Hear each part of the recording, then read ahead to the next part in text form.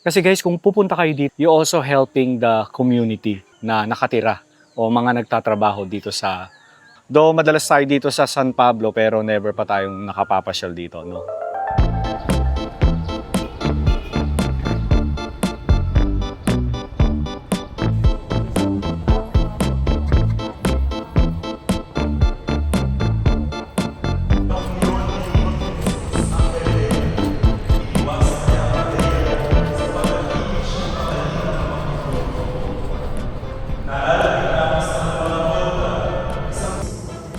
Magandang umaga po sa inyo lahat.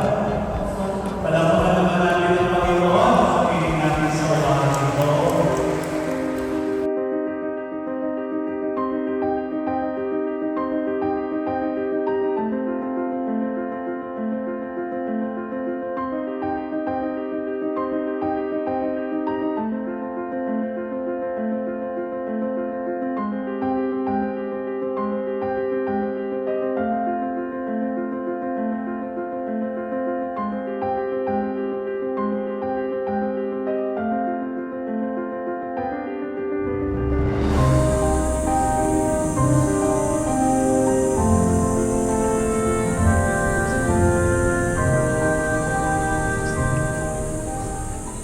Alam nyo yung salitang paraiso ay napakataas na pag-claim. Kasi 'di ba kapag sinabi nating paraiso, kailangan yung lugar mo ay talagang paraiso, hindi yung paraiso lamang. And in fairness naman sa Paraiso de Avedad ay napanindigan nila yung salitang paraiso. Kaya para sa akin, well done. Okay mga kaitsibero, nandito tayo ngayon sa Paraiso de Avedad, dito nga sa San Pablo, Laguna. Alam niyo, matagal ko nang gusto pasyalan ito para maipakita ko rin sa inyo. And finally ay nakarating tayo dito. Though madalas tayo dito sa San Pablo pero never pa tayong nakapapasyal dito, no? Ang ganda. Nakakatawa naman ito. So hindi ganun kainit kasi maraming puno, no? Kahit na sobrang init, ang panahon ay pagdating mo rito hindi naman ganun kainit, Ayan. Ang pagpasok dito sa Paraiso de Avedad ay walang bayad, walang entrance fee.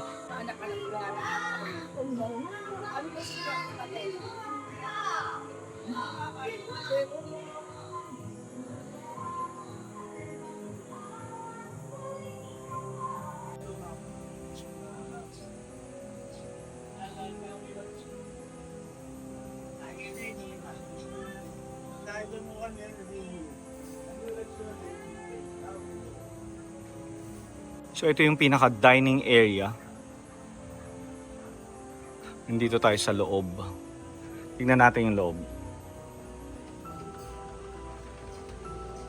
O, diba? Okay, so nandito tayo sa mismong pinaka-dining area. Ayan. So meron itong second floor, pero pinili namin itong pinakababa, no?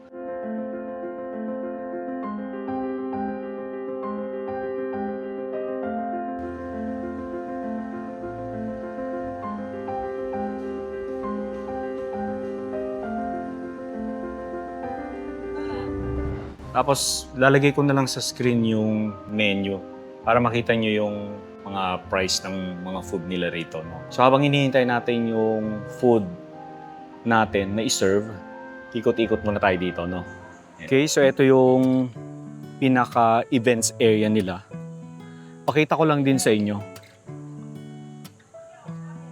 Ang lawak pala ng area, no? Nakakatuwa naman itong lugar na to. Oh, ang ganda.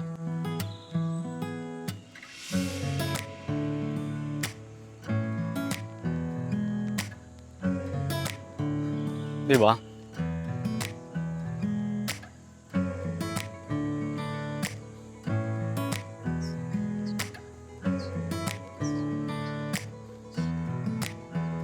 Ang lawak, Tatay Manolo's Farm.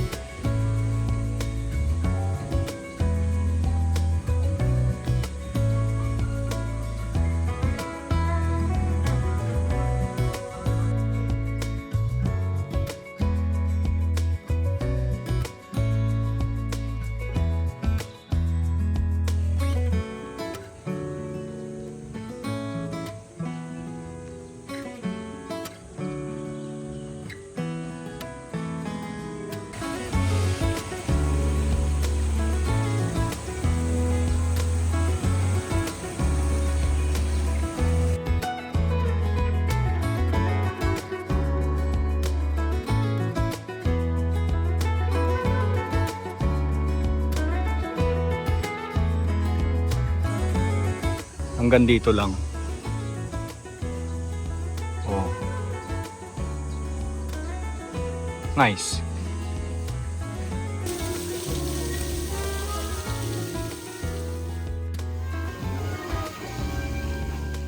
Ayan, so bale ito yung kanilang gallery dito sa Paraiso de Avidad. Halika, samahan nyo ako, pasok tayo. Parang isang lumang bahay from 1900s, no?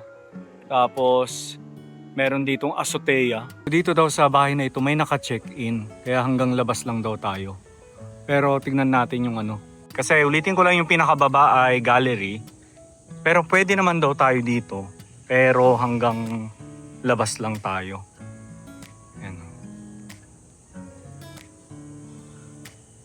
Hanggang sa may azotea lang tayo pwede.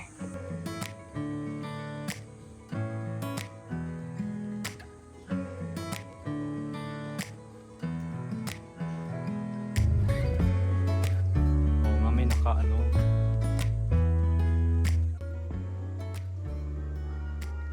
Ang galing. So lahat na makikita natin dito ay mga paintings, mga art na gawa ng San Pablo artist. Oh. Yan.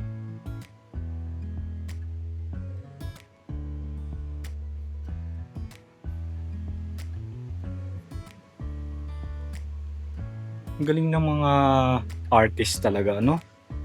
How I wish na marunong din ako mag-painting.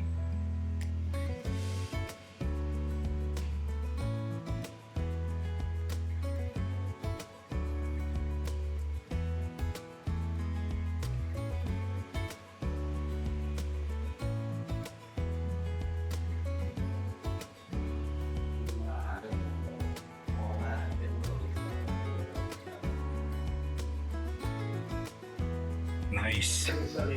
So ito daw mga lumang kahoy talaga na nire-purpose nila. Lahat itong nakikita nating mga kahoy. Ayan o. Diba? Galing, no?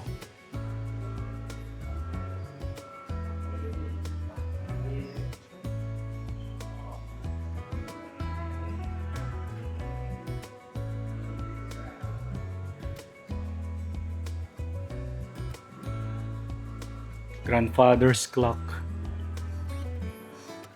Pero boss, lahat ng mga naka-display dito, mga gawa ng local, no? Ah, gawa niyo po ito mga to. Wow. Ito ay gawa ni Joel Legaspi Bantoto. Ganda. Ayan, no, mga gawa niyo. Ganda, no? Mga stone o mga big rocks. Tapos may mga bahay sa ibabaw. Galing.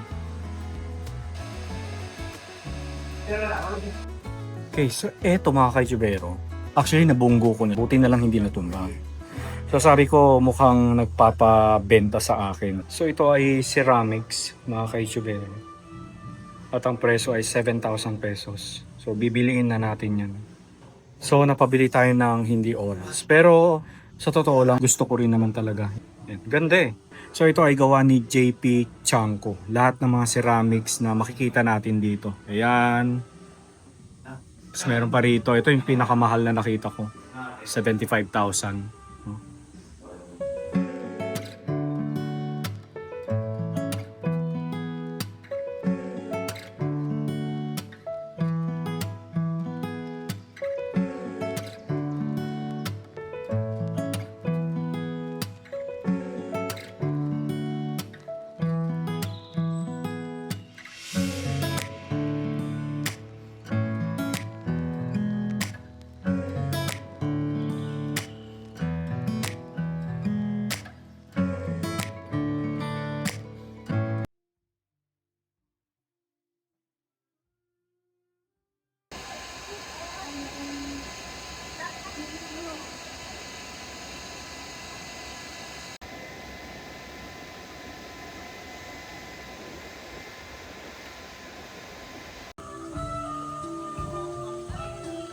Akyat tayo.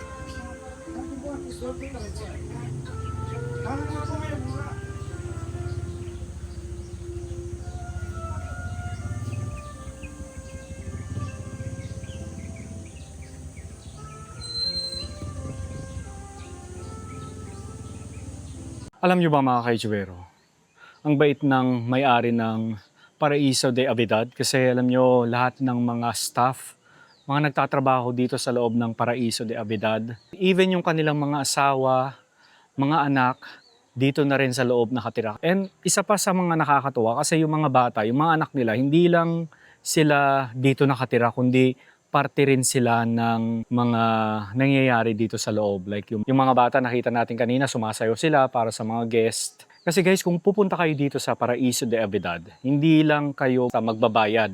You also helping the community na nakatira o mga nagtatrabaho dito. Ang Paraiso de Avidad ay isang accommodation, dining, and for events. Ayan, so kapag may mga weddings, malalaking weddings na gusto yung garden ang theme, mga debut, photoshoots, mga private events, ayan, dito nila ginagawa. Kasi kung gusto mo nga naman ng garden event, eh syempre gusto mo yung totoong garden talaga, no? Totoong nature, di ba? Ayun, maraming salamat sa lahat ng mga staff ng Paraiso de Avidad dito nga sa San Pablo, Laguna. Okay, so etong kung saan tayo naroroon, para siyang lumang bahay, no? Kasi kita nyo naman, mga lumang kahoy yung ginamit nila. Diba? So ito is parang dining area. Kung meron kayong event, small event, ang ganda ng place mga ka-Ichibero. Sobrang init ng araw pero dahil maraming mga puno dito sa loob, kahit pa paano nababawasan yung init. Though mainit pa rin naman talaga, no?